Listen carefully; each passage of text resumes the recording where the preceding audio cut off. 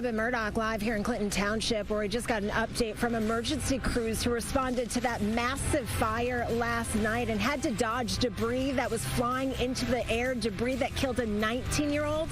What we have learned in my live report. Good morning, Amy. Good morning, Robin. Such a scene out there. And, of course, this other big story, the start of the trial of the father of the Oxford High School shooter. What we can expect in the courtroom today, that is still ahead. Good morning, Brandon. Hey, Amy, we're talking about easier access to birth control at your neighborhood pharmacy after a push for expanded abortion access by pro-choice advocates when birth control pills could be found on the shelves this month. Working for you. Fox 2 News live at 11 starts now. Good morning, and thanks for being with us on this Tuesday, March 5th. I'm Amy Lange. And I'm Brandon Hudson. We start with the crash. Wow. That is someone's in front yard. We're going to go to the video here. Evergreen and Greenlawn developing this morning. A school bus and car collided feet away from a home. Detroit police are investigating how this happened and who was at fault. We are working to find out if anyone was hurt.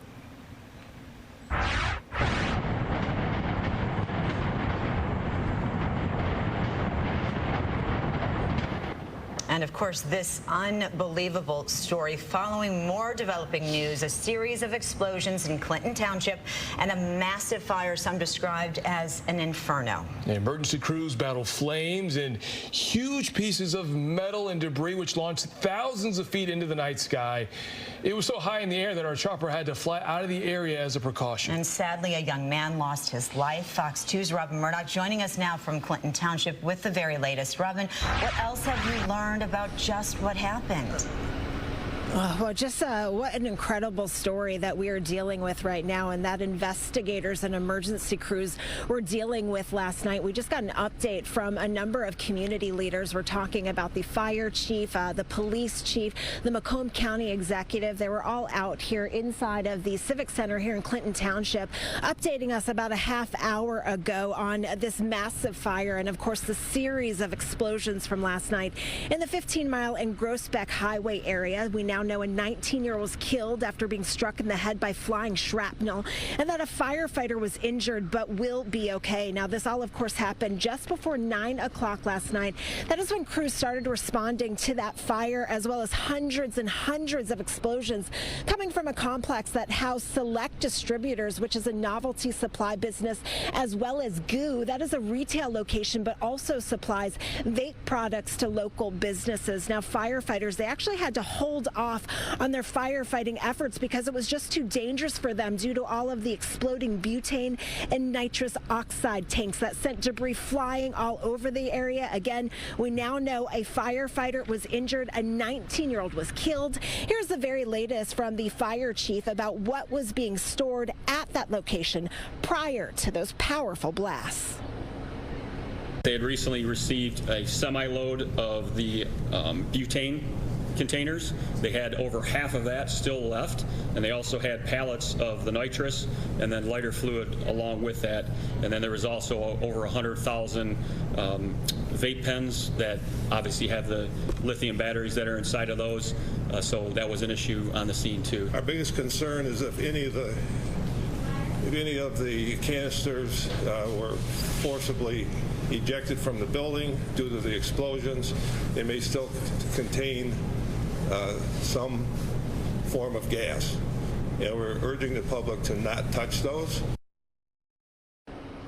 And I got to tell you, it really does look like a war zone out there. There really is shrapnel all over the place, debris all over the place, and that is what crews are working to clean up now. If you do happen to come across one of those canisters, you're asked to give authorities in Macomb County a call right away so they can pick it up, because obviously we do not want anybody else to get injured or hurt as a result of this. And I can tell you that there is an ongoing investigation because that business, they were able able to have some vape products there, but they should not have had the amount of butane and other flammable gases that were at that location. They certainly did not have those types of materials there when it was last inspected back in September of 2022. So certainly a lot more to happen with this story, and we are expecting to get another update right around 4 o'clock this afternoon. For now, we are live here in Clinton Township. I'm Robin Murdoch for Fox 2 News. Hey, Robin, so we know this investigation will continue for quite some time. Any idea on a timeline on when we may find out a cause of this fire, as well as 15 Mile and Groesbeck? When could that reopen? Because that is a busy section of Clinton Township. Yeah, there's certainly a lot of things that are at play here, Brandon, concerning a cause of the fire. Crews, they have to wait until that area cools down a bit, all of that debris and stuff, because there is still some concern about possible explosions. We were out there at 7:30 this morning, and we did hear one of the blasts coming from that pile of rubble. So that is obviously a huge concern. They want to make sure that is not an issue anymore, and that is also why 15 Mile as well as Groesbeck, that does remain blocked at this time. They're trying to limit traffic as much as possible in case there are more explosions, and of course because of all of that debris out there. We have got a crew on this, though. We'll continue to follow this throughout the day, and of course we'll have more updates for you on air as well as online. Back to you, Brendan. Robin, we appreciate your work this morning. We know that Scott Wolchek will be out there, and we will check with him on Fox 2 News at 5. Thank you so much. Amy. Brandon, Robin, this is what Robin's talking about. I mean, if you look at the size of this, the weight of it, I can tell you it's quite heavy.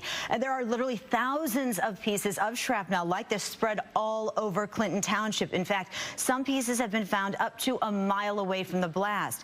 And as we said, sadly, a 19-year-old bystander was hit, was taken to the hospital for surgery, where he died several hours later. First responders evacuated nearby homes and businesses up to a half a mile away.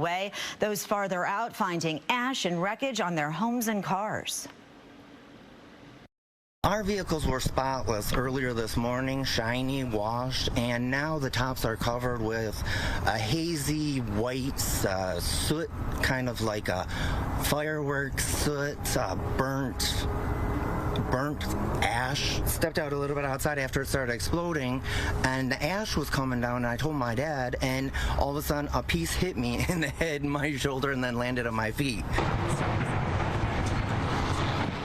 Well, investigators are asking anyone who does find any small pieces of the wreckage to simply get rid of it, whether in the trash or recycling. You do not have to turn it in.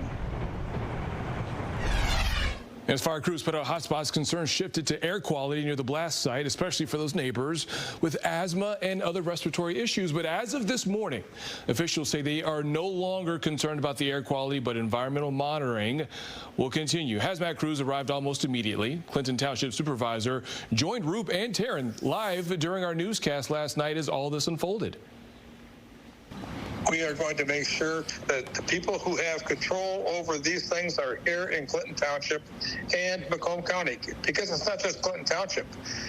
I live 5 miles away from this explosion, and the flames are blowing down this way. The ashes are blowing this way, so they're way beyond Clinton Township's borders.